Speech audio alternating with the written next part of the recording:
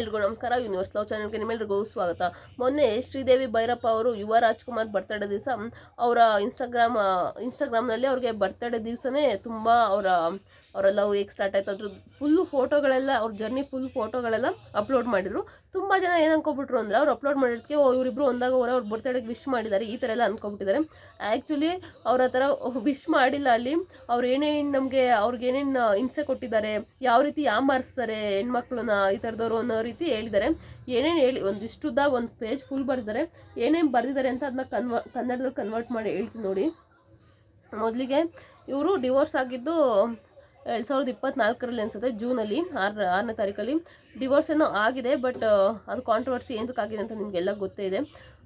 ಈಗೇನು ಹೇಳ್ತೀನಿ ನೋಡಿ ಏನೇನು ಬರೆದಿದ್ದಾರೆ ಅವ್ರ ಬರ್ತಡೇ ದಿವಸ ಅಂತ. ನಾನು ಈ ವಿಷಯಗಳನ್ನು ಶಿಕ್ಷಣ ವ್ಯವಸ್ಥೆಯ ಭಾಗವಾಗಿ ಅಥವಾ ಸಮಾಜದ ವ್ಯವಸ್ಥೆಯಿಂದ ಕಲಿತಿಲ್ಲ, ಆದರೆ ಕಷ್ಟಕರ ಸಂದರ್ಭಗಳಲ್ಲಿ ಮತ್ತು ನಮಗಿಂತ ಮುಂಚೆ ಹೋರಾಡಿದವರಿಂದ ಕಲಿತಿದ್ದೇನೆ. ಎಲ್ಲ ಮಹಿಳೆಯರು ಗೌರವದಿಂದ ಬದುಕಲು ನಾವು ಹುಡುಗಿಯರನ್ನು ಮದುವೆಗೆ ತಯಾರಿಸುತ್ತೇವೆ, ತಮ್ಮ ಕುಟುಂಬವನ್ನು ಬಿಟ್ಟು ಇನ್ನೊಂದು ಮನೆಗೆ ಹೋಗಲು. ಆದರೆ ಅವರ ಹಕ್ಕುಗಳಿಗಾಗಿ ತಯಾರಿಸುವುದು ತುಂಬ ಕಡಿಮೆ. ಅಂದರೆ ಹುಡುಗಿರನ್ನ ಮದುವೆಗೆ ತಯಾರಿಸ್ಬಿಡ್ತೀವಿ ಅಂದರೆ ನೀನು ಈ ಥರ ಮದುವೆ ಆದಮೇಲೆ ಹಿಂಗೆ ಇರಬೇಕು ಅನ್ನೋ ರೀತಿ ಏನು ಹೇಳ್ಕೊಡಲ್ಲ, ಬರೀ ಮದುವೆಗೆ ತಯಾರಿ ಮಾಡ್ತೀವಿ ಅಷ್ಟೇ. ಕಷ್ಟ ಮತ್ತು ನೋವುಗಳನ್ನು ಅನುಭವಿಸುತ್ತಿದ್ದರೂ ಹೋರಾಟವನ್ನು ಬಿಡದೆ ಮುಂದುವರಿಸುತ್ತಿರುವ ಎಲ್ಲ ಮಹಿಳೆಯರಿಗೆ ಈ 2 ಪ್ರಮುಖ ಸಂದೇಶಗಳು ಗಮನದಲ್ಲಿರಲಿ. ಮೊದಲು, ಸಂತೋಷದ ಮದುವೆಯ ನಂತರ ನಿಮ್ಮ ಬಗ್ಗೆ ತಪ್ಪು ಆರೋಪಗಳನ್ನು ಮಾಡಿದರೆ ಶಾಂತವಾಗಿರಿ ಮತ್ತು ನಿಮ್ಮ ಮೇಲೆ ನಂಬಿಕೆ ಇಡಿ. ಸಾಬೀತುಪಡಿಸುವ ಜವಾಬ್ದಾರಿ ಅವರದು, ನಿಮ್ಮದು ಅಲ್ಲ. ಅವಮಾನ ಮಾಡುವುದು ಮಹಿಳೆಯರನ್ನು ಮೌನವಾಗಿ ಇಡಲು ಬಳಸುವ ಸುಲಭವಾದ ವಿಧಾನ. ಗಮನದಲ್ಲಿಡಿ, ನ್ಯಾಯಾಲಯಕ್ಕೆ ಸಾಕ್ಷಿಗಳು ಬೇಕು, ಖಾಲಿ ಕತೆಗಳು ಅಲ್ಲ. 2ನೇದು, ಫೋಟೋಗಳು ಅಥವಾ ರೆಕಾರ್ಡ್ಗಳನ್ನು ಅಳಿಸುವುದಾಗಿ ಬೆದರಿಸಿ ನಮಗೆ ಕಾನೂನಾತ್ಮಕ ಹಕ್ಕು ಇಲ್ಲ ಎಂದು ಹೇಳುವುದು. ಈ ಥರ ಅವ್ರಿಗೆ ಹೇಳಿದ್ದಾರೆ ಅಂತ.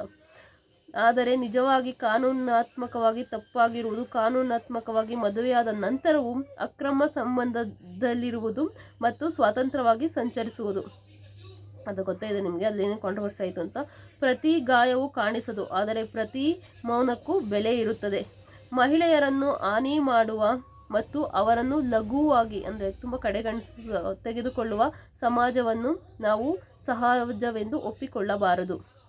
ಇದು ನಮ್ಮ ಪೀಳಿಗೆಯಲ್ಲೇ ಅಂತ್ಯಗೊಳ್ಳಬೇಕು. ನಮ್ಮ ಮನೆಗಳಲ್ಲಿ ಇರುವ ಮಹಿಳೆಯರು ಮತ್ತು ಬಾಲಕಿಯರು ಹೆಚ್ಚು ಸುರಕ್ಷಿತ ಮತ್ತು ಉತ್ತಮವಾದ ಲೋಕದಲ್ಲಿ ಬದುಕಬೇಕು. ಈ ರೀತಿ ಒಳ್ಳೆ ಸಂದೇಶ ಕೊಟ್ಟಿದ್ದಾರೆ. ಅಂದರೆ ಇಂಥವ್ರಿಂದ ಆದಷ್ಟು ಇಂಥವರೆಲ್ಲ ಮೋಸ ಮಾಡ್ತಾರೆ, ಇಂಥವರಿಂದ ಆದಷ್ಟು ಮಹಿಳೆಯರು ಹುಷಾರಾಗಿರಿ, ಈ ಥರ ಒಂದು ಸಂದೇಶ ಕೊಟ್ಟಿದ್ದಾರೆ. ಬರ್ತಡೇ ತುಂಬ ಜನ ಕನ್ಫ್ಯೂಸ್, ಮೇಡಮ್ ನೀವು ಮತ್ತೆ ಯುವ ರಾಜ್ಕುಮಾರ್ ಜೊತೆ ಒಂದಾಗ್ಬಿಟ್ರ, ಕಂಗ್ರ್ಯಾಚುಲೇಷನ್ ಮೇಡಮ್, ನಿಮ್ಮ ಜೀವನ ಹಿಂಗೆ ಇರಲಿ, ಅದೇ ರೀತಿ ಹಿಂಗೆ ಅಂತ ಫುಲ್ಲು ವಿಶ್ ಮಾಡಿದ್ದಾರೆ. ನೀವಿಬ್ಬರು ಒಂದಾಗ ನಾನು ನೋಡ್ತೀನಿ ಚೆನ್ನಾಗಿರುತ್ತೆ ಹಾಗೆಲ್ಲ ವಿಶ್ ಮಾಡಿದರು. ಬಟ್ ಅವರು ಒಂದಾಗಿಲ್ಲ, ಅವ್ರಿಗೆ ಒಂದು ಟಕ್ಕರ್ ಕೊಟ್ಟಿದ್ದಾರೆ ಅವ್ರ ಬರ್ತಡೇ ದಿವಸ. ಅವ್ರದ್ದು ಏನೇನು ಎಷ್ಟು ಫೋಟೋಸ್ ಇದ್ವೋ ಅವ್ರು ಲವ್ ಮಾಡಿದಾಗಿಂದ ಮದುವೆ ಆದಾಗಿಂದ ಫುಲ್ ಜರ್ನಿ ಫೋಟೋಸ್ ಎಲ್ಲ ಹಾಕ್ಬಿಟ್ಟಿದ್ದಾರೆ, ಬರೋ ಫೋಟೋಸ್ ಎಲ್ಲ.